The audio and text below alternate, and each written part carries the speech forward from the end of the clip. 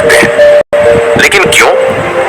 मन ही हमारा सबसे बड़ा दोस्त और मन ही हमारा सबसे बड़ा शत्रु है। जब हम अपने मन के हिसाब से चलते हैं तो मन हमें भटका देता है, और जब हम मन को संतुलित कर लेते हैं तो हम अपनी जिंदगी में सब कुछ पा लेते हैं।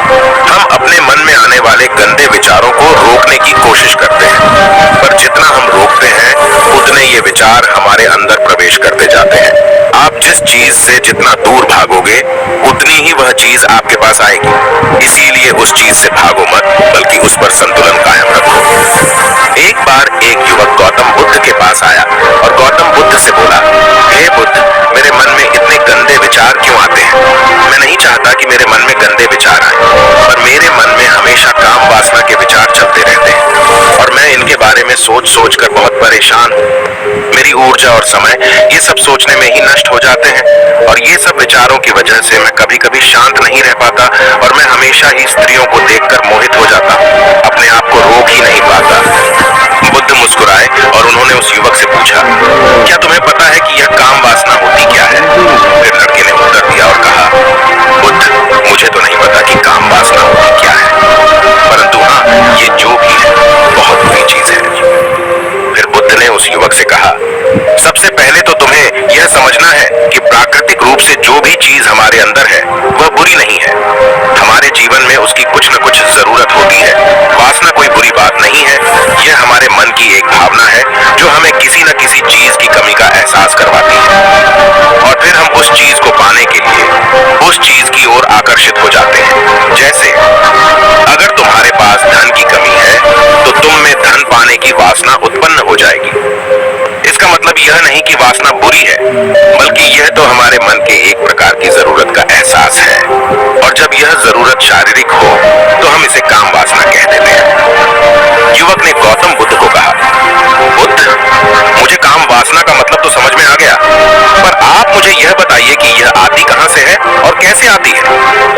गौतम बुद्ध ने कहा, काम वासना कहीं से आती नहीं है, यह तो हमारे अंदर ही होती है, और इसका होना तो जरूरी भी है, तभी तो मानव जाति का विस्तार होगा। युवक ने कहा, जब यह हमारे अंदर ही है और जरूरी भी है तो फिर लोग इसे गलत क्यों बताते हैं? बुद्ध ने कहा, यही समस्या है। लोगों ने काम वासना को गलत तरीके से सोच लिया है, इसे छिपाने की और दबाने की कोशिश करते हैं। काम वासना गलत नहीं है, बल्कि काम वासना का गलत तरीके से प्रयोग करना गलत बात है। लोग जिसे पसंद करते हैं उसी के लिए जीने लग जाते हैं और उसके बारे में हमेशा सोचते रहते हैं, पर यह सब गलत है। बुद्ध ने युवक से कहा, क्या तुम्हें पता है कि जानवरों में भी काम वासना होती है? युवक ने उत्तर दिया, हाँ बुद्ध, जानवरों में भी काम वासना होती है, क्योंकि जानवर भी तो आखिर अपनी पीढ़ी को आगे बढ़ाएंगे। बुद्ध ने कहा, तो फिर हम जानवरों की काम वासना को क्यों गलत नहीं कहते? युवक ने कहा, मुझे नहीं पता महात्मा, आप ही मुझे बताइए।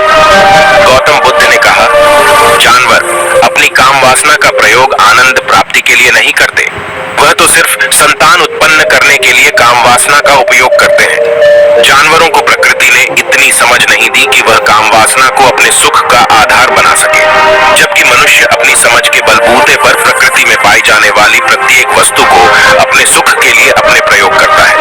हम इंसानों ने ही काम वासना को अपने सुख का साधन बना लिया है, जबकि प्रकृति ने तो हमें अपने वंश को आगे बढ़ाने के लिए दिया था, लेकिन इंसानों ने इसे अपने जीवन का परम लक्ष्य बना रखा है, और इस तरह से काम वासना का बेलगाम हो जाना गलत है। युवक ने बुद्ध से पूछा, महात्मा जी, ये काम वासना हम पर हावी क्यों होती है? क्यों ये बेलगाम हो जाती है? तब गौतम बुद्ध ने कहा, सुनो, अब जो मैं तुम्हें बताऊंगा उसे तुम ध्यान पूर्वक सुनना। काम वासना का सारा खेल तुम्हें समझ आ जाएगा, तुम्हें तुम्हारे सारे सवालों का जवाब मिल जाएगा, बस तुम्हें ध्यान से सुनकर समझना है। फिर गौतम बुद्ध युवक को बताना शुरू कर दे। एक बार की बात है, एक आश्रम में गुरु और उनके शिष्य रहते थे। शिष्य रोजाना आश्रम के बाहर स्थित गांव में भिक्षा लेने के लिए जाते थे। शिष्य जो गांव में भिक्षा लेने जाता था, उस रास्ते में एक नदी पड़ती थी जिससे वह रोज भिक्षा लेने जाता था। एक दिन उसने देखा कि एक लड़का पेड़ के पीछे छिपा है। उसने लड़के के पास जाकर पूछा, भाई तुम इस पेड़ के पीछे छिपकर क्या देख रहे हो?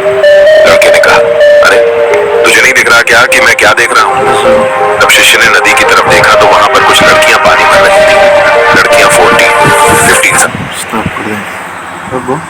ಹಾಂ